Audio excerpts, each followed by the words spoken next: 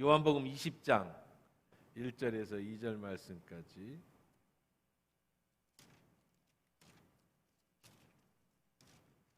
요한복음 20장 1절에서 2절 말씀까지입니다. 우리 2절 말씀이니까 함께 읽겠습니다. 시작.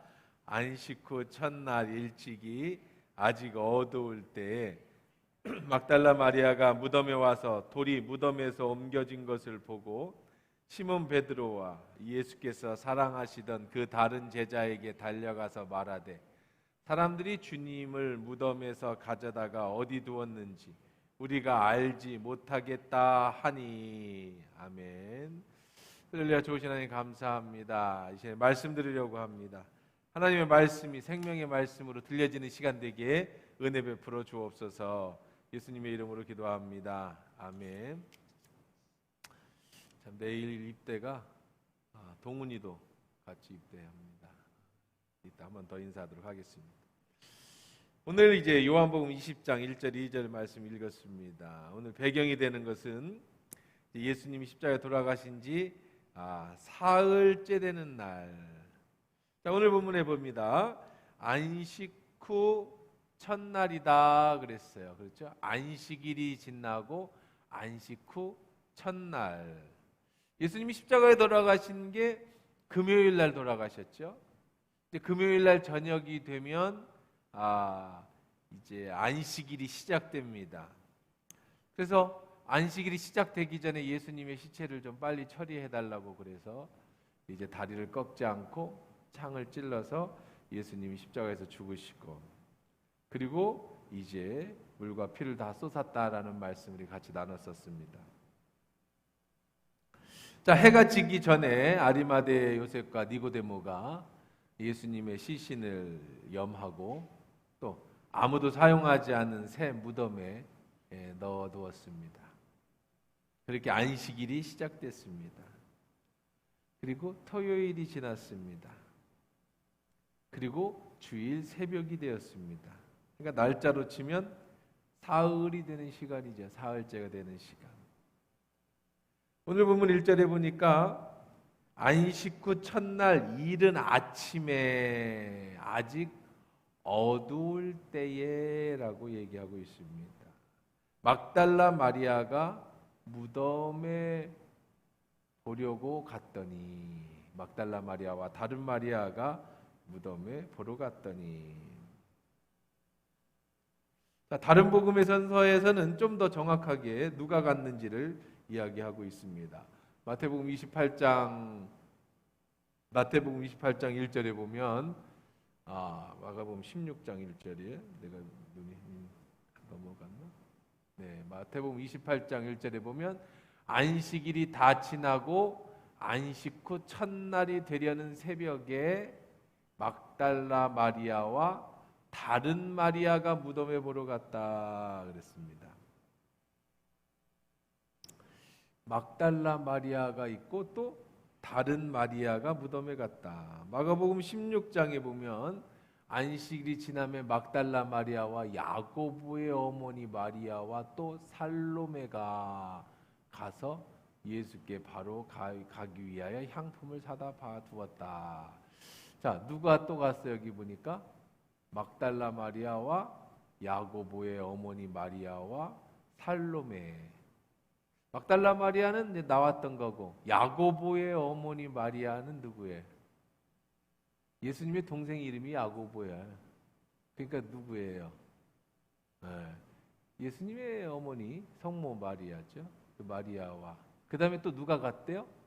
살로메. 살로메는 또 누구야? 살로메는요 정확하게 누구다라고 얘기하고 있지 않습니다만은 이 살로메는 그 제자들 요한의 제자, 그러니까 야고보와 요한의 어머니로 이렇게 아마 사람들이 생각을 하고 있습니다. 자,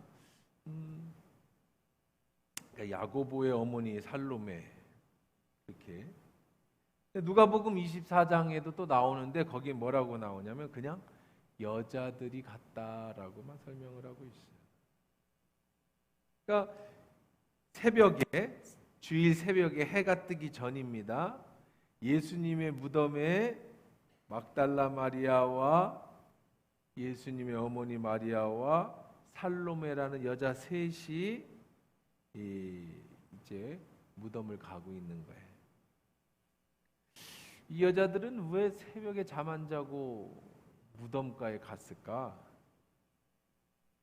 여러분, 이 새벽에 여자들이 무덤에 가는 건 쉬운 일이 아니죠. 우리도 어렸을 때에 MZ세대들은 잘 모르겠는데 우리들이 어렸을 때에는 월하의 공동묘지, 그래서 해 뜨기 전에 달 떠 있을 때 공동묘지에 소복 입은 여자들이 다니면 아주 무서운 얘기였어요. 그래서 한여름 밤에 무서운 얘기하면 여자가 공동묘지에 나타나는 얘기를 하곤 했었죠. 뭐 그건 시대를 떠나서 여자들이 깜깜한데 무덤가에 돌아다니면 그건 좀 어쨌든 무서운 얘기입니다. 근데 이 여자들이 안식 후 첫날 이른 새벽에 이 무덤에 나타난 이유는 예수님이 다 하지 못한 예수님의 장례를 마치기 위해서다 그랬어요. 안식일이 지남에 그랬어요. 안식일이 지남에 막달라 마리아와 야고보의 어머니 마리아와 또 살로메가 가서 예수께 바르기 위하여 향품을 사다 두었다가, 이렇게 마가복음에 얘기하고 있죠. 그러니까 이들은요 향품을 미리 준비했습니다. 그래서 예수님이 시체에, 이 장례인데, 장례식인데 장례를 치를 때 염한다고 그래. 염, 그렇죠? 사람의 몸에 시체를 이렇게 깨끗이 닦고 수의를 입히고 이렇게 몸에다가 이 향품을 바르는 것을 염한다고 그러는데, 이 마리아와 이 세 명의 여자가 예수님 몸에다가 향품을 바르기 위해서 미리 준비하고 3일째 되는 안식일이 끝난 다음 날 아침 해 뜨자마자 이제 그 무덤으로 달려간 거예요. 왜? 예수님 몸에다 향품을 바르기 위해서. 그럼 근데 좀 이상한 게 있죠. 그 아리마대 요셉하고 니고데모가 이미 예수님 몸에다가 향품을 발랐어요. 그렇죠?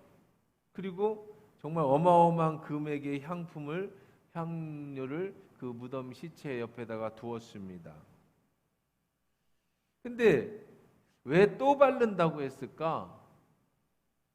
정확하게 뭐 성경에 나와 있지는 않지만 아마 그 아리마대 요셉과 니고데모가 예수님의 시체를 가지고 가서 장사 치르는 동안에 이 여인들은 거기에 가지 못하지 않았는가. 그래서 모를 수 있다. 또 하나는 그때 향품은 예수님의 시체 옆에다가 놓아뒀던 것이고 아마도 이 몸에다가 향수를 바르는 다른 향품이 필요하지 않았는가. 여러 가지를 상상해 볼 수는 있습니다. 이미 예수님의 몸에 향수를 많이 넣었는데 어마어마한 금액이었잖아요. 그런데 또 향수를 바른다는 것은 아마 여인들이 몰랐을 수도 있고 아니면 뭐 알았어도 자신들이 한 번 더 예수님 몸에 향품을 바르고 싶다는 생각이 있었는지 모르겠습니다. 그러니까 유대인들의 장례 풍습이 그래요. 사람이 죽으면 이 몸을 씻고 그 다음에 향품을 바르거나 향큐를 둡니다. 왜 그게 중요하냐면 하루만이면 다 썩어요. 하루만 되면 다 썩어. 냄새가 난단 말이에요. 거기는 열대지방이라서. 그래서 냄새 나지 말라고 향품을 넣어두고 발라주는 겁니다. 예수님이 돌아가시기 전에 예수님 발에다가 머리에 기름을 붓고 향품을 붓고 장례를 준비했던 이 여인의 이야기, 그것도 같은 맥락입니다. 이 사람이 바로 막달라 마리아였어요. 막달라 마리아가 전에도 그랬고 후에도 향품을 바르기 위해서 준비했다는 겁니다. 근데 이건 조금 생각해 봐야 될 게 있어요. 이건 너무 무대포적인 생각이에요. 우선 사람이 죽은 후에 바로 시신에 바르고 여물해서 무덤에 넣어주면 유대인들의 문화는, 히브리인들의 문화는 그 다음부터는 시체는 부정한 거예요. 사람의 영혼이 떠나면 시체는 부정해집니다. 그래서 시체는 만지지 않아요. 이것이 유대인의 관습입니다. 부모가 죽어도 시신을 만지지 않습니다. 특히 나시린인 경우는요, 자신의 부모가, 나시린이 뭐냐면 내가 이제 하나님 앞에 내 몸을 드렸다. 그럼 나시린 서약을 해요. 난 오늘부터 나시린이야. 그러면 그 사람은 심지어 부모가 죽어도 가면 안 돼요. 그 정도로 시신에 대해서는, 시체에 대해서는 아주 부정하게 여기는 게 유대인들의 문화였어요. 히브리 문화입니다. 왜냐하면 생명이 하나님께 있다고 생각하고 그 생명이 하나님께로 돌아가면 그 남은 시신은, 남은 육체는 부정하다고 생각하는 게 히브리 문화였거든요. 자, 죽은 부모가 죽어도 시신을 만지지 않는 것이 문화인데 예수님이 죽은 지, 돌아가신 지 며칠 됐다고요? 사흘이 지났습니다. 제가 좀 전에 얘기했죠? 유대인들은 하루만 지나면 바로 썩는다. 그래서 장례는 딱 하루만 치릅니다. 시신은요. 그리고 나서 일주일 동안 애곡하는 시간이 필요해요. 이미 무덤에 넣고 일주일 애곡하는 겁니다. 그리고 1년 뒤에 나중에 뼈를 수습한다. 이렇게 얘기했었지 않습니까? 그러니까 나 사흘이 지났다는 얘기는 무슨 얘기예요? 이미 썩었다는 거예요. 몸에 물이 나오고 냄새가 나고 형체가 알아볼 수 없을 정도로 급속하게 부패한다는 겁니다. 이게 유대인들이에요. 이미 그들은 거기 살기 때문에 다 알아요. 거기다가 향품을 바른다라는 건 상식적이지 않습니다. 더군다나 이 향품을 예수님의 바른다고 하는 사람들이 여자들이었다라는 겁니다. 이건 사회 통념으로도 맞지 않습니다. 그러다가 이 여자들은 다 자기 어머니도 있지만 또 막 이 막달라 마리아 같은 경우는 뭐 처녀였으니까 그 예수님의 몸에 향수를 바르기 위해서 향품을 들고 무덤에 간다? 새벽에? 이런 건 사회 통념에 잘 맞지 않습니다. 그리고 그들이 마지막에 걱정하는 게 있어요. 가장 큰 걱정이 뭡니까? 가장 큰 걱정이 뭐냐면 이거야, 이거. 예수님의 무덤이 저만한 돌, 저게 얼마나 크냐면 이 지붕만큼보다 더 큰 겁니다. 큰 돌이에요. 저 돌을 누가 열어줄까 하는 거예요. 저 문을 누가 열어줄까? 지난주 말씀드렸죠. 저 문은 장정들이 열고 닫아 옆으로 굴리게 돼 있습니다. 저렇게 돌이 옆으로 막혀 있잖아요. 또 돌을 치우고 옆으로 굴려서 문을 만드는 건데, 전 장정들 여럿이 달려들어서 열고 닫고 1년 후에 열게 돼 있는 겁니다.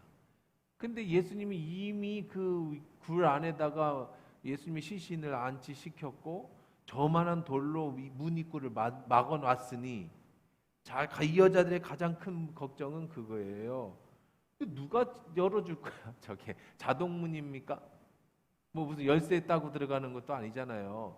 저 이 새벽에, 이 이른 새벽에 누가 저 문을 열어주겠습니까? 사회 통념이야 그냥 넘어간다고 해도 물리적으로 이 문을 열 수 있는 방법이 없어요. 마가복음 16장 31절에 이렇게 얘기하죠. 서로 말하되, 3절이죠. 서로 말하되 누가 우리를 위하여 무덤 문에서 돌을 굴려주리요 하더니, 서로 그렇게 말하면서 갔다는 거예요. 야, 근데 이거 누가 저 문을 열어주지? 그러면서 갔더라는 겁니다. 자기들도 대책이 없어요. 그냥 가는 거예요. 아니 근데 생각을 해보십시오. 여러분 한번 생각을 해봐요. 사회 통념도 맞지 않아. 여자들이 그렇게 돌아다니는 게 아니에요. 그리고 낯선 남자의 몸에다가 뭐 향수를 바르겠다고 그 새벽부터 뭐 향기를 들고, 뭐 마리아야 자기 아들이니까 그렇다 치지만 그렇게 가는 것도 맞지 않고, 그 다음에 이미 사흘이나 지나서 냄새나 썩었는데 거기다가 향수를 바른다는 것도 말이 안 되고, 그 다음에 뭐예요? 가서 저 돌은 누가 굴려줄 거야? 이것도 말이 안 돼요. 근데 왜 갈까요? 왜 가요, 근데? 이유는 한 가지입니다. 예수님 몸에 향품을 발라주고 싶다는 그 마음이죠, 마음. 그것을 사랑이라고 얘기합니다. 십자가 앞에서 이 여인들은 무력했습니다. 힘이 없었습니다. 사랑하는 예수님이 저 십자가에서 죽어가는 것을 보고 아무것도 할 수 있는 게 없었어요. 그냥 보고만 있었을 뿐입니다. 사랑하는 사람이 저기서 매달려 죽어가는데, 사랑하는 사람이 저기 옆구리에 지금 창이 찔려서 물과 피를 다 흐르는데 자기는 아무것도 해줄 수 있는 게 없었어요. 그 마음이 어떤 마음일까요? 정말로 사랑하는 사람을 위해서 내가 죽는다면 대신이라도 죽어주고 싶은데 그럴 수 없는 게 이 마음입니다. 너무너무 허무하죠. 그렇게 예수님이 죽었습니다. 자기들이 할 수 있는 일 한 가지라고 한다면 죽은 예수님 피 묻고 먼지 묻고 얼룩얼룩 그냥 형체를 알아볼 수 없는 그 얼굴이라도 좀 닦아드리고 싶은, 그 몸이라도 좀 닦아서 마지막이라도 편안하게 그 육체라도 깨끗하게 보내드리고 싶어하는, 그것만이라도 자기들이 할 수 있는 일이 그건데, 그것도 안식일이 시작되어져서 부정해지기 때문에 돌아다니지를 못해. 안식일에는 걸어 다닐 수가 없습니다. 사람이 안 돌아다녀요. 그러니 안식일에는 갈 수 없어서 안식일 내내 해가 뜨기만을 기다린 거예요. 그리고 사흘째 되는 날 정말 무모하지만 저 돌은 누가 올려줄 것이며 분명히 가서 시체는 다 썩었을 것이고 그건 아무 의미가 없다는 것을 알지만 그렇게라도 해야 된다라고 하는 그 마음, 이게 여인들의 마음이었어요. 그게 사랑하는 사람의 마음이었다. 준비한 건 아니지만 지난번에 이태원에서 큰 사건이 나서 지금 이제 100일째가 돼서 추모관을 연다. 그것 때문에 서울시청에서 철거하고 이런 뉴스를 봅니다. 한편으로는 야, 니들끼리 놀다가 죽은 건데 왜 자꾸 사회적으로 문제를 일으켜? 세월호처럼 그렇게 너희들이 하려고 하는 거야? 라고 하는 그런 생각도 있고, 또 한편으로는 그렇게라도 해서 100일이든 어떤 기념일이든 해서 마지막 떠나보낸 자식들에 대해서 위로라도 해주고 싶어하는 그 마음이 부딪히는 거예요. 그게 마음이겠죠. 예수님이 이미 죽었습니다. 하지만 어떻게든 예수님의 몸에 향수라도 향품이라도 좀 발라보고 싶어하는 그 간절함, 이게 바로 이 여인들의 마음이었어요. 이게 사랑이라는 거죠. 무모한 거 알아요. 대책 없는 것도 압니다. 분명히 돌무덤 앞에서 향품은 그만두고 눈물만 흘리고 돌아올 수도 있다는 거 아릅니다. 그럼 어떻게 할까? 그 앞에 향품이라도, 그 문입구에 향수라도 뿌리고 오고 싶어하는 그런 마음이죠. 어떤 아는 사람은 막았을지도 모르겠네요. 당신 가봐야 소용없어. 그래도 갑니다. 0.1%의 희망이라도 보이면, 어떻게 해서든지 기회가 되면 예수님 몸에 향수라도 발라드리지 않으면 이 답답한 마음에, 이 정말 억울하고 분통 터지는 마음에 이거 어떻게 살 수가 없어요. 이것이 사랑이죠. 그것이 마음이죠. 물론 그렇게 한다고 예수님이 살아나지 않습니다. 그런다고 해서 시신이 빨리 썩지 않는 것도 아닙니다. 이것이 아무런 소용이 없는 것이라는 것도 압니다. 그렇게 소용없는 일이라도 하는 것, 그러지 않으면 자신이 견딜 수 없어요. 이게 사랑이에요. 시체를 만지면 부정해집니다. 알아요. 부정해져도 괜찮습니다. 저건 미친 거예요. 여자들이 왜 저러고 다녀? 미쳤다는 소리 들어도 괜찮습니다. 알아요. 나도 미쳤다라는 거 들어도 괜찮습니다. 시간 버렸어요. 돈도 버렸습니다. 향수도 비싸요. 향품도 비싸지 않습니까? 이렇게라도 내 마음을 표현하지 않으면 미칠 것 같고, 이렇게라도 하지 않으면 예수님께 받은 그 사랑을 갚을 수가 없어 평생에 후회할 것 같아요. 그래서 이 여인들은 해도 뜨지 않는 이 미명의 향수를 미리 사들고 예수님의 무덤으로 달려갑니다. 대책 없어 보이죠? 근데 원래 진짜 사랑은 해본 사람만 알아. 대책 없는 거예요. 사랑도 안 해본 사람들 앞에서 이 대책 없는 사랑을 얘기하려니까 참 답답하긴 한데, 사랑은 원래 뭐예요? 대책이 없는 거예요. 대책이 없는 것이 사랑이에요. 우리의 이성을 뛰어넘는 게 사랑이에요. 사랑하는 성도 여러분, 예수님은 이 여자들을 어떻게 보셨을까요? 예수님이 향품이 필요하신 분입니까? 이미 니고데모가 30kg나 갖다 넣어놨다고 그랬잖아요. 예수님 시체 옆에다가. 이건 왕의 향품만큼이라다 수십억이 되는 금액이라고 말씀드렸잖아요. 여인들이 재고 준비해봐야 그 얼마짜리 가져갔겠어요? 몇십만 원, 비싸야 몇백만 원 아니었겠습니까? 니고데모가 가져간 30kg에 비하면 이거는 뭐 터무니도 없는 거예요. 그런데 예수님은 그 여인들의 마음을 보셔요. 사랑은 그렇게 마음을 보는 거예요.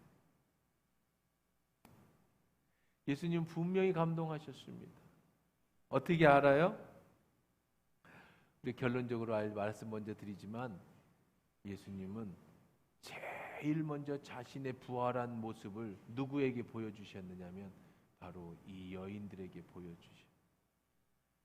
첫 번째 부활하신 예수를 만난 사람들이 바로 이 여인들이에요. 여러분이 예수님이라면 누굴 제일 먼저 부활해서 만나고 싶겠어요? 가장 사랑하는 사람 만나고 싶지 않겠습니까? 부활의 소식을 누구에게 제일 먼저 가서 저 살아났어요, 누구한테 얘기하고 싶겠어요? 가장 사랑하는 사람이 얘기했죠? 그 역사적인 주인공이 바로 이 여자들이었다고요. 이게 사랑입니다. 아리마대 요셉과 같이 한 번도 사용하지 않는 무덤을 준비하는 것 정말 가치 있고 귀합니다. 이건 정말 그 사람만이 할 수 있는 거예요. 니고데모처럼 30kg이나 되는 어마한 금액의 향품과 세마포를 준비해서 장례식을 왕의 장례로 치러주는 것, 이것도 정말 귀합니다. 이거는 정말 니고데모가 할 수 있는 일이에요. 그러나 돈도 없고 권력도 없고 능력도 없고 자기가 할 수 있는 건 아무것도 없는 이 여인들이 그저 나의 사랑을 예수님께 알리고 싶어서 이 새벽에 무모하게 가는 이것도 너무나도 귀한 거예요. 예수님이 받으시는 너무나도 아름다운 사랑의 모습이라는 겁니다. 예수님을 사랑한다면 각자 그렇게 다 각자의 처지에서 내 있는 위치에서 형편에서 그렇게 사랑하는 거예요. 부자는 부자로서 자신의 사랑을 표현하고, 가난하지만 마음만 있는 사람은 내 마음으로 예수님의 사랑을 표현하는 거예요. 예수님은 돈의 금액과 액수가 아니라, 그 사람의 능력이 아니라 그 사람이 예수님을 사랑하는 그 마음을 보신다는 거예요. 그 누구나 다 할 수 있어요. 너무나 아름답지 않습니까? 오늘도 똑같아요. 예수님은 여러분의 마음을 원하십니다. 예수님이 여러분의 사랑을 원하시죠. 우리가 어떻게 예수님의 십자가의 은혜를 갚을 수 있습니까? 향품 얼마로 예수님이 나를 위해서 죽으신 그 십자가의 은혜를 조금이라도 갚을 수 있겠습니까? 터무니없는 생각이죠. 그런데 예수님은 그 마음, 그 터무니없는 생각, 그럼에도 그 사랑하는 예수님을 향해 달려가는 그 여인들의 모습을 감동 있게 보시고 부활의 첫 증인이 되는, 역사하신 부활하신 예수님을 만나는 그 축복의 첫 번째 증인들이 바로 그 여인들이 되었다는 거예요. 이게 사랑의 힘이죠. 그 여인 중에 대표가 바로 막달라 마리아입니다. 안식 후 첫날 일찍이 어두울 때 막달라 마리아가 무덤에 왔어요. 돌이 무덤에서 옮겨진 것을 보고 그들이 걱정하면서 갔죠. 저 돌 우리 가는 건 좋은데 어떻게 하지? 그러면서 서로 얘기했다고 그랬죠. 막달라 마리아. 이 막달라 마리아는 누군가요? 이 막달라 마리아는요, 이방인 여자예요. 이름 자체가 마리아인데, 그럼 마리아는 흔한 이름입니다. 그런데 이 앞에 막달라라고 하는 이름이 붙지요. 이건 성이 아니고 막달라 지방의 마리아라는 거예요. 전주에 사는 마리아라는 뜻입니다. 그럼 이 막달라는 누구냐면 어디냐면은요, 이방인입니다. 이방인. 유대인이 아니에요. 옛날에 유대인이 아닌 사람은 다 죄인이었고요. 지옥의 땔감으로 하나님이 만들었다고 생각하던 사람입니다. 그러니까 이방인인 여자 마리아가 어떤 사연이 있길래, 무슨 사연이 있길래 예수님의 몸에 향수를 바르겠다고 새벽부터 다녔는가? 그러면 이 막달라 마리아가 누구였느냐면요, 예수님 발에 향유를 붓고 자기의 머리털로 눈물로 씻었던 그 여자 맞습니다. 성경에 막달라 마리아라는 사람에 대한 이야기는 유일하게 누가복음 8장 1절 2절에 나옵니다. 그리고 오늘 부활 후에 사건에 등장을 합니다. 거기 보면 이렇게 나와요. 그 후에 예수께서 각 성과 마을에 두루 다니시며 하나님의 나라를 선포하시며 그 복음을 전하세 12제자가 함께 하였고. 자, 예수님 옆에 누가 있었다고요? 12명의 제자가 있었다고 그랬죠? 그 다음에 이 얘기가 나옵니다. 또한 악귀를 쫓아내심과 병고침을 받은 어떤 여자들, 곧 7 귀신이 나간 자 막달라인이라 하는 마리아와. 사람들이 오해를 하는 게 하나 있는데 뭐냐면 예수님의 제자가 12명이라고 생각합니다. 그건 오해예요. 예수님의 12제자가 맞아요. 근데 이들은 누구였느냐면 예수님과 함께 숙식을 같이 하던 남자 제자가 12이었고요.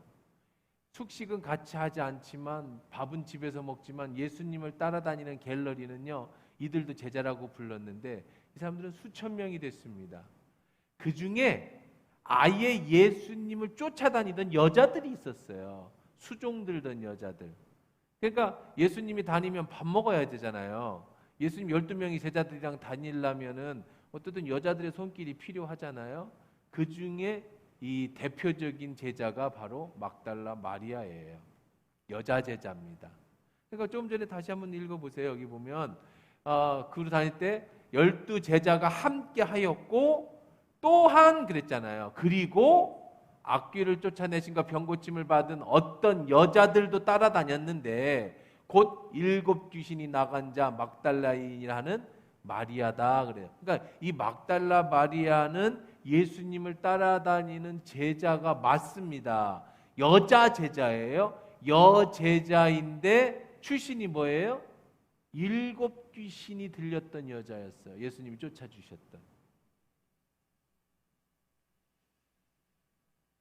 예수님이 정말 많은 귀신을 내쫓아 주셨습니다. 근데 7 귀신이 들렸다. 뭐 귀신이 7마리가 들어갔다는 얘기가 아니고 히브리인들의 그 언어 풍습에는 이 숫자라는 개념의 의미가 굉장히 중요합니다. 우리나라도 숫자라는 개념이 중요하죠. 뭐 4 그러면 뭐예요? 죽을 사. 기분 나빠하죠.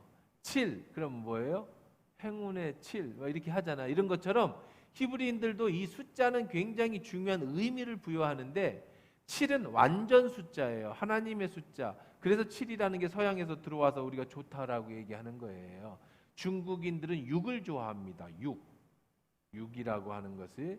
그래서 중국은 6을 좋아해요. 근데 서양은 6은 사단의 숫자, 귀신의 숫자라고 얘기를 합니다. 그래서 이런 의미가 있는데 7이라고 하는 숫자는 완전 숫자. 하나님을 향한 숫자예요. 완전하신 분. 근데 귀신이 7 귀신이 들어갔다는 얘기는 무슨 얘기예요?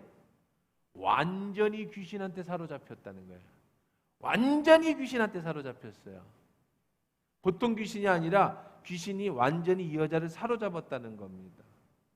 그러니까 예수님이 완전히 사로잡혀 있는, 귀신에게 사로잡혀 있는 여자를 내쫓으셨어요. 치료해 주셨습니다. 그래서 그날부터 이 여자는 뭐가 됐어요? 예수님의 제자가 돼서 예수님을 따라다녔던 여자입니다. 근데 정말 중요한 건 한번 생각해 보세요. 예수님이 귀신 쫓아내준 게 이 여자만 있었겠습니까? 죽은 사람을 살린 경우도 3명이 있었어요. 심지어 장애인들, 하체 장애인이든지 아니면 시각 장애인이라든지 청각 장애인, 다 장애인들을 고친 일도 수없이 많았습니다. 그런데 예수님께 고침을 받은 그 많은 사람들 중에 왜 이 막달라 마리아는 예수님을 쫓아다니면서 그의 사랑을 표현했을까? 자신을 구해주고 용서해주신 예수님을 잊지 않은 여자가 바로 이 여자입니다. 남자들도 하기 힘든 일을 이 여인이 해내고 있습니다. 그게 뭐예요? 바로 사랑의 힘이라는 거예요. 오늘 우리도 다 예수님의 십자가의 은혜로 구원을 받았습니다. 여러분이 전부 다 여러분 각자 한 명 한 명이 그 십자가를 바라보는 느낌과 눈, 그리고 예수의 부활, 계속해서 이제 부활의 사건을 얘기하겠습니다만은 예수의 부활을 바라보는 눈이 다 달라요. 사람마다 다 다릅니다. 여러분은 어떻게 느끼십니까? 예수님의 십자가의 은혜가 아니면 나는 이미 죽었다라고 말하는 사람도 있었을 겁니다. 예수의 십자가가 날 살렸어. 예수의 십자가가 나의 생명이야. 나는 평생 예수의 십자가와 그 증인된 삶을 살 거야. 그렇게 생각하는 사람도 있을 것이고, 어떤 사람은 예수의 십자가와 부활의 사건이 크게 나하고 연관이 없어 보이는 느끼는 사람도 있을 겁니다. 옛날에 예수님이 죽었다네. 예수님이 내 죄를 가지고 죽으셨다네. 그럴 수 있지. 그래, 난 믿어. 이 정도로 느낄 수 있는 분이 있을 겁니다. 어떤 분은 십자가를 놓고 기도할 때마다 눈물이 줄줄 흐르면서 그 사랑에 가슴 절절하신 분도 있을 겁니다.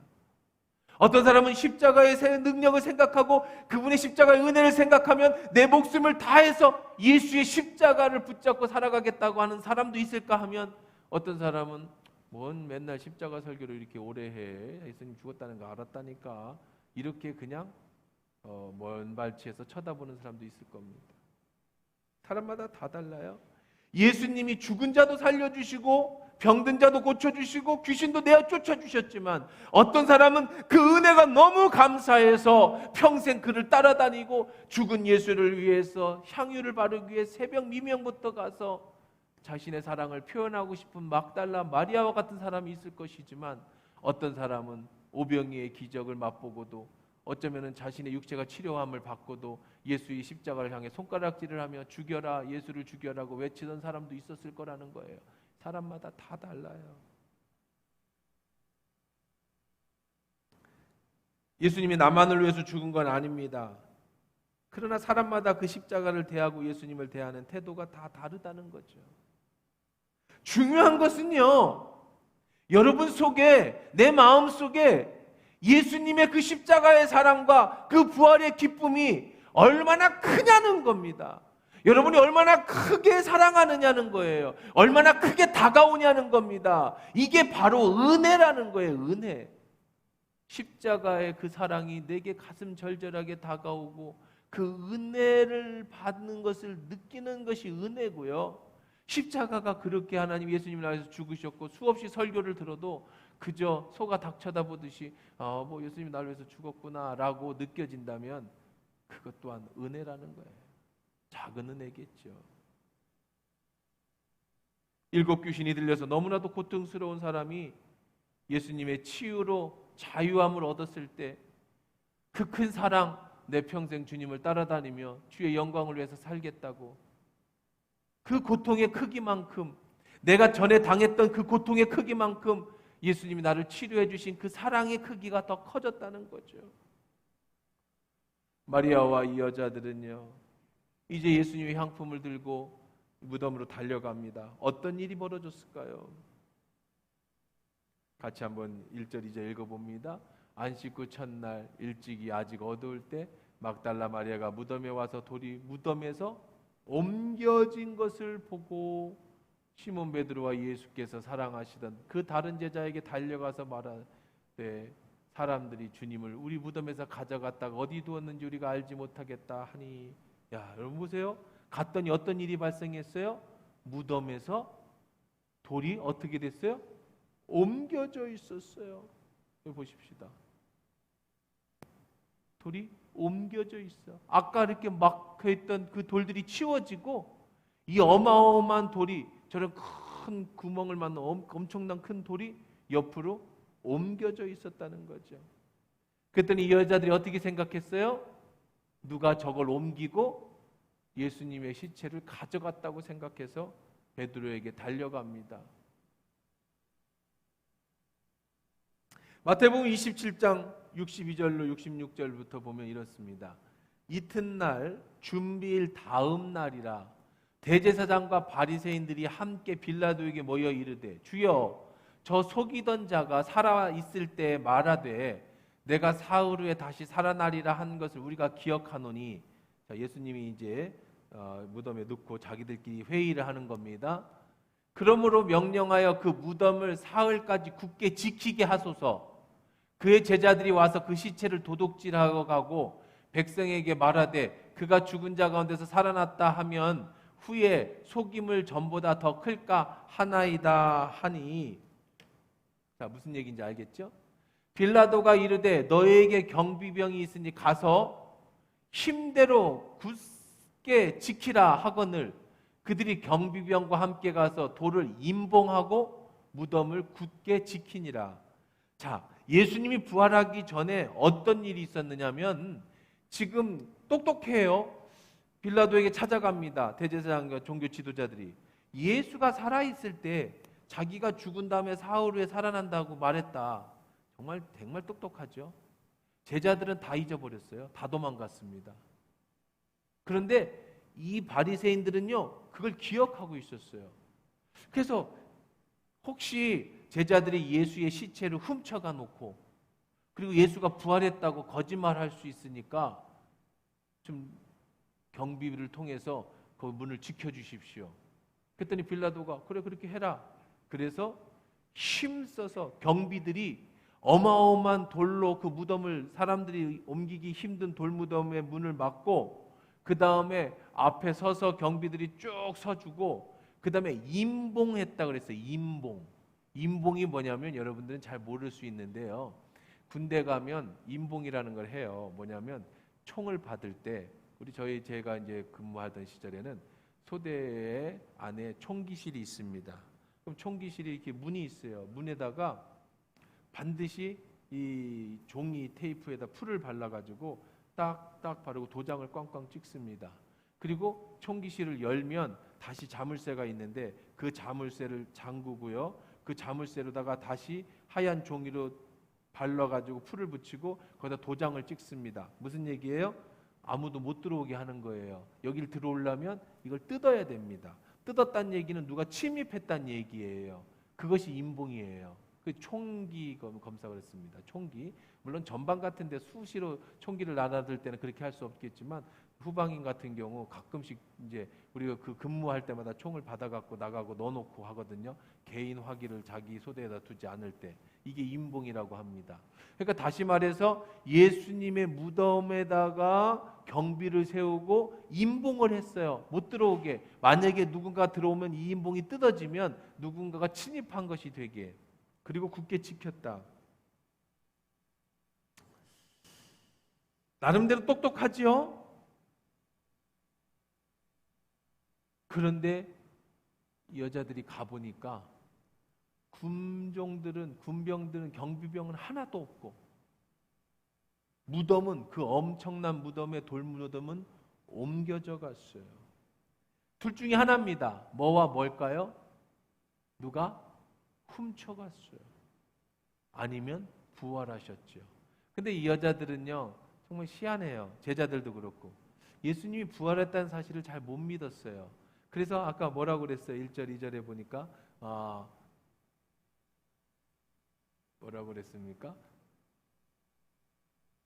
자, 시몬 베드로와 예수께서 사랑하시던 그 다른 제자에게 달려가서 말하되 뭐라고 그래요? 사람들이 주님을 무덤에서 가져다가 어디 두었는지 우리가 알지 못. 여자들이 혼비백산하고 도망쳤습니다. 무덤에 가서 누가 저 무덤의 문을 열어줄까 하고 가보니까 세상에 무덤 문이 옮겨져 있고 거기에는 비어 있었어요. 그러니까 거꾸로 내달리는 거예요. 베드로에게 달려갑니다. 사랑하던 그 다른 제자 누구라고 그랬어요? 요한 자신이라고 그랬죠? 요한에게 달려갑니다. 가서 뭐라고 얘기합니까? 누가? 사람들이 예수의 시체를, 예수님을 훔쳐갔다. 훔쳐간 게 아니라 예수님이 뭘 하셨어요? 부활하셨습니다. 우리 예수님이 부활하셨어요. 사망 권세를 깨트리고 정말 약속하신 대로 사흘 만에 죽음을 이기고 부활하셨어요. 여러분 이 사실을 믿으십니까? 여러분이 정말로 예수님의 부활이 믿어져야 여러분의 인생이 바뀌는 거예요. 십자가에 죽으신 예수만으로는 안 됩니다. 예수님이 여러분을 위해서 십자가에서 죽어주신 것으로 끝나면 안 돼요. 그분이 부활하셨기 때문에 희망이 있는 거예요. 그분이 부활하셨기 때문에 소망이 있는 거예요. 그분이 부활하셨기 때문에 나도 부활하는 거예요. 그분이 부활하셨기 때문에 우리는 이 땅에서도 부활의 소망과 영원한 천국을 꿈꿀 수 있게 되는 줄 믿습니다.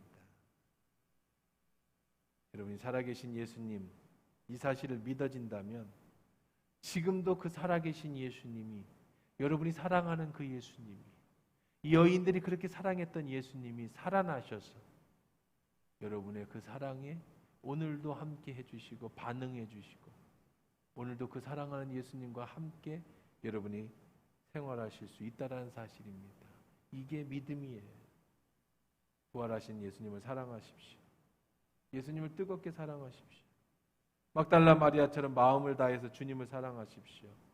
그러면 부활하신 예수님을 처음 만나는 놀라운 경험처럼 예수님께서 예수님을 사랑하는 여러분들의 삶 속에서 항상 부활의 기쁨으로 그 사랑을 나누며 이 땅에서와 영원한 천국까지 여러분을 안전하게 이끌어 주실 줄 믿습니다. 예수님 부활하셨습니다. 이 사실을 믿음으로 고백하시고 막달라 마리아처럼 진심으로 사랑하시는 여러분 되길 주의 이름으로 축원합니다.